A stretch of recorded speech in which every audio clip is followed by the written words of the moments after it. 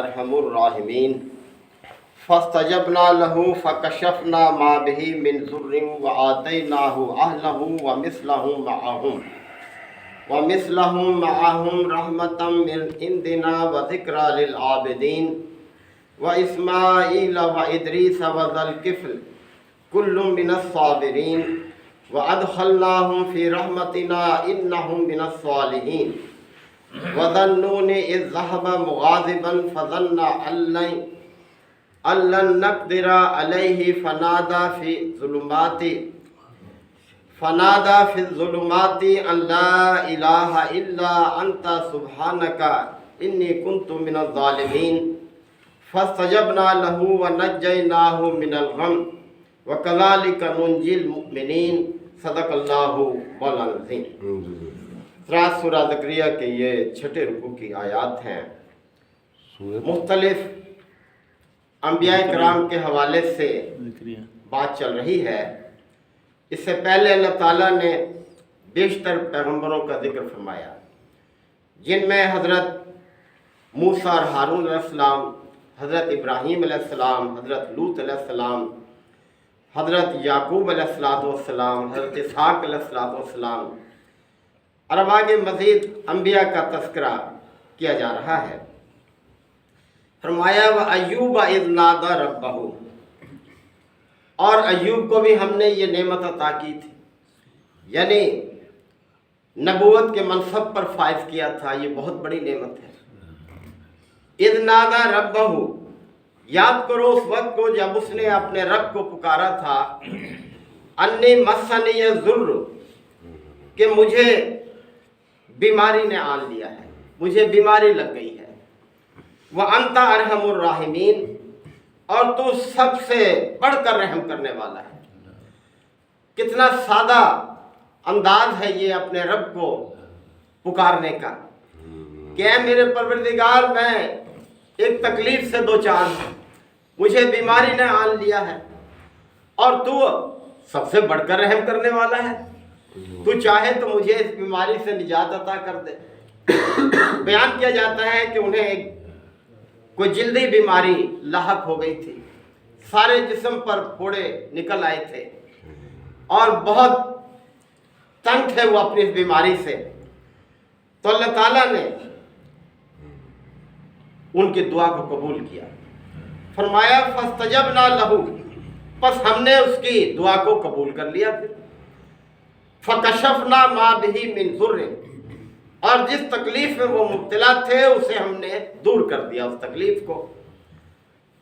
اب کس طرح سے دور کیا، یہ ایک اور مقام پر اللہ تعالیٰ نے اس کی وضاحت فرمائی کہ اللہ تعالیٰ نے انہیں حکم دیا کہ اپنے پاؤں کو زمین پر مارو۔ جب انہوں نے اپنے پاؤں کو زمین پر مارا تو وہاں سے ایک چشمہ پھوٹ نکلا۔ اللہ تعالیٰ نے حکم دیا کہ اب اسی پانی کو پیو اور اسی سے غسل کرو۔ لہٰذا انہوں نے اس پر عمل کیا اور وہ صحت یاب ہو گئے۔ یعنی اللہ کتنی قدرت کا مالک ہے، کس طرح سے اپنے پیغمبر کی اس تکلیف کو دور کر دیا۔ لہٰذا ہمیں بھی کسی تکلیف میں پریشان ہونے کے بجائے اپنے رب سے رجوع کرنا چاہیے۔ جہاں تک علاج معالجے کا تعلق ہے اس سے بھی کوئی منع نہیں کیا، وہ تدبیریں بھی کی جانی چاہیے، لیکن اللہ سے رجوع کرنا چاہیے۔ مزید فرمایا کہ وَآتَيْنَاهُ أَهْلَهُ، اب یہ کہ جب وہ بیمار ہو گئے تھے تو ان کے گھر والے بھی انہیں چھوڑ گئے تھے، سب انہیں تنہا چھوڑ کے چلے گئے، صرف ان کی بیوی رہ گئی تھی جو ان کی خدمت کرتی تھی، محنت مشقت کرتی، کما کر لاتی اور انہیں کھلاتی تھی۔ تو فرمایا کہ وَآتَيْنَاهُ أَهْلَهُ، اور پھر ہم نے اس کے گھر والے بھی اسے لوٹا دیے۔ وَمِثْلَهُمْ مَعَهُمْ، اور اتنے ہی اور بھی اس کو دے دیے، یعنی ان کے کنبے کو بھی اللہ تعالیٰ نے بڑھا دیا۔ رحمتم من عندنا، اور یہ سب ہماری طرف سے رحمت تھی، رحمت کے طور پر ہم نے ان کو سب کچھ دیا۔ وَذِكْرَىٰ لِلْعَابِدِينَ، اور عبادت گاروں کے لیے نصیحت ہے اس میں، جو بھی عبادت گزار ہیں، اللہ کی بندگی کرنے والے ہیں، کہ وہ کبھی اللہ کی رحمت سے مایوس نہ ہوں، اپنے رب کے ساتھ اپنے تعلق کو مضبوط رکھیں اور اللہ سے دعا کرتے رہیں اپنی مدد کے لیے۔ پھر آگے مزید پیغمبروں کا ذکر، و اسماعیل و ادریس و ذوالکفل، اور اسی طرح سے ہم نے اسماعیل، ادریس اور ذوالکفل کو بھی نوازا تھا، انہیں بھی ہم نے نبوت کی نعمت عطا کی تھی، اس منصب پر فائز کیا تھا، انہیں برگزیدہ کیا تھا ہم نے، کل من الصابرین، اور یہ سب کے سب بڑے صبر کرنے والے لوگ تھے۔ یعنی یہ جو آیات ہیں یہ مکی دور کی ہیں، جب بڑا مشکل وقت تھا اہل ایمان پر، اور ان آیات کے نزول سے پہلے 2 گروہ حبشہ کی طرف ہجرت بھی کر چکے تھے، یعنی کفار کی زیادتیوں کی وجہ سے، ان کے ظلم کی وجہ سے۔ تو صبر بہت بڑی چیز ہے، مومن کا ہتھیار ہے یہ صبر کا ایک مطلب باندھنا بھی ہوتا ہے، یعنی اپنے آپ کو اللہ کی اطاعت کے ساتھ باندھ لینا، مضبوط کر لینا، حالات کیسے ہی ہوں۔ تو یہ سبق بھی دیا جا رہا ہے، نبی کریم صلی اللہ علیہ وسلم کو بھی تسلی دی جا رہی ہے کہ آپ سے پہلے جو پیغمبر تھے ان پر بھی بڑے مشکل وقت آئے، لیکن انہوں نے صبر سے کام لیا، لہذا آپ کے لیے بھی یہی طریقہ ہے کہ صبر سے کام لے، اللہ کی رحمت سے مایوس نہ ہو۔ تو فرمایا کل من الصابرین، یہ سب کے لوگ بڑے صبر والے تھے۔ وَأَدْخَلْنَاهُمْ فِي رَحْمَتِنَا، بس ہم نے ان کو اپنی رحمت میں داخل کر لیا، ہم نے اپنے رحمت سے ان کو ہمکنار کیا، یعنی ان کو کامیاب کیا، دشمن کی چالوں سے بچایا، اور دشمن ہی جو ہے ناکام ہو گیا۔ اِنَّهُمْ مِنَ الصَّالِحِينَ، یہ سب کے سب صالح لوگ تھے، نیک لوگ تھے، یعنی صالحیت ہی وہ چیز ہے جو اللہ کی رحمت کا مستحق بناتی ہے انسان کو، اسی پر کاربند رہنا چاہیے۔ اور صالحیت کیسے حاصل ہوتی ہے؟ اللہ کی دعوت کو اختیار کرنے سے، اس پر عمل کرنے سے انسان صالح بنتا ہے، اللہ کا پسندیدہ انسان بنتا ہے، اور پھر اللہ بھی اس کو مایوس نہیں کرتا، جیسے کہ سورہ بقرہ میں ہے کہ اللہ ولی الذین آمنوا، اللہ تعالیٰ ان لوگوں کا دوست ہے، سرپرست ہے جو صاحب ایمان ہوتے ہیں، ایمان کے تقاضوں کو پورا کرتے ہیں۔ اور اللہ ولی الذین آمنوا یخرجہم من الظلمات الی النور، اور وہ انہیں تاریکیوں سے نکال کر روشنی کی طرف لاتا ہے۔ جبکہ جو ایمان نہیں لاتے، یعنی جو انکار کرتے ہیں اللہ کی دعوت کا، فرمایا والذین کفروا اولیاءہم الطاغوت، جو لوگ اللہ کی دعوت سے انکار کرنے والے ہوتے ہیں ان کے دوست طاغوت ہوتے ہیں، یعنی اللہ کے باغی، اور یخرجونہم من النور الی الظلمات، وہ انہیں روشنی سے تاریکی کی طرف لے کر جاتے ہیں۔ تو یہ فرمایا کہ اللہ نے ان کو اپنی رحمت میں داخل کر لیا، وہ سب کے سب صالح لوگ تھے۔ پھر آگے فرمایا وَظَنُّونِ، اور اسی طرح سے وہ مچھلی والے کو بھی دیکھو، اسے بھی ہم نے اپنی نعمت سے ہمکنار کیا، کتنا پیار بھرا انداز ہے اللہ تعالیٰ کا۔ مچھلی والا یعنی وہ کوئی مچھلی کا کاروبار نہیں کرتے تھے، حضرت یونس علیہ السلام کی طرف اشارہ ہے، اس لیے کہ مچھلی کے ساتھ ان کا ایک واقعہ ہے جو کہ آپ جانتے ہیں۔ تو وَظَنُّونَ، اور اسی طرح سے وہ مچھلی والا اِذ ذَهَبَ مُغَاضِبًا، جب وہ ناراض ہو کر چلا گیا تھا، مغاضباً، غضبناک ہو کر، غصے سے بھرا ہوا اپنی قوم کو چھوڑ کر چلا گیا تھا۔ اب یہ بھی ہے کہ اللہ تعالیٰ نے انہیں خبر دی تھی کہ اب یہ قوم جو آپ کی نافرمان ہے، اب اس پر عذاب نازل ہونے والا ہے، تو وہ اللہ کی اجازت سے پہلے ہی بستی کو چھوڑ کر چلے گئے۔ اب یہ بھی ٹھیک نہیں تھا، ایک عام شخص اگر کسی مصیبت کو دیکھتے ہوئے چلا جائے تو اس کی تو کوئی بات نہیں، کوئی معاوضہ نہیں، لیکن ایک پیغمبر کے لیے کہ وہ اللہ کی اجازت کے بغیر بستی کو چھوڑ جائے، یہ ٹھیک نہیں ہے۔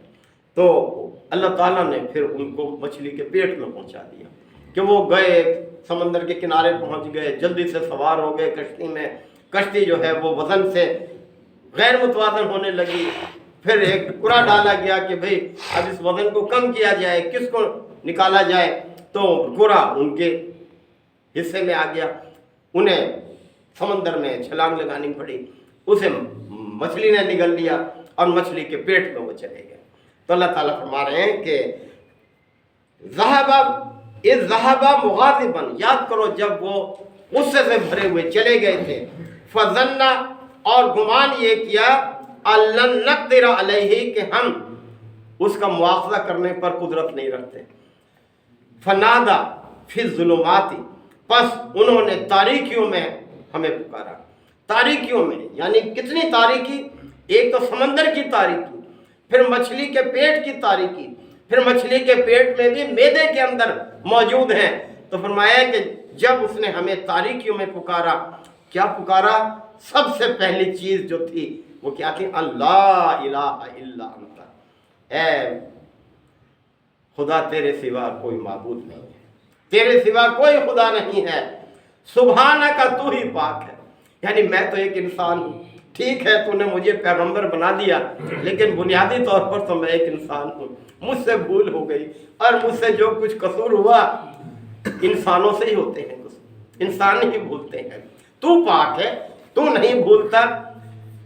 जैसे फरमाया ना कि ला यज़िल्लु रब्बी वला यंसा, मेरा रब ना चूकता है ना भूलता है, नहीं ना वो कभी गलती करता है अपने काम में, ना कोई काम करने से वो भूलता है, ये सिर्फ तेरे है, तुझे को हासिल है ये मकाम। तो बहरहाल तू पाक है हर ऐब से, हर कजी से, हर खामी से। इन्नी कुन्तु मिनज़ ज़ालिमीन, बेशक मैं ही ज्यादती करने वाला, मैं ही जुल्म करने वाला। ये आयत करीमा कहलाती है, इसको पढ़ते रहना चाहिए जब भी किसी मुश्किल में हो, और मुश्किल में ना भी हो तो तब भी इस आयत को अपने वजीफे के तौर पर भी अख्तियार करना चाहिए। अल्लाह ताला ने फरमाया फस्तजबना लहू, बस हमने उसकी दुआ भी कबूल कर ली, ऐसे बाकियों की कबूल की, इसी तरह हमने उसकी दुआ भी कबूल कर ली। और वनज्जयनाहु मिनल गम, और इस गम से हमने उसे निजात अता कर दी।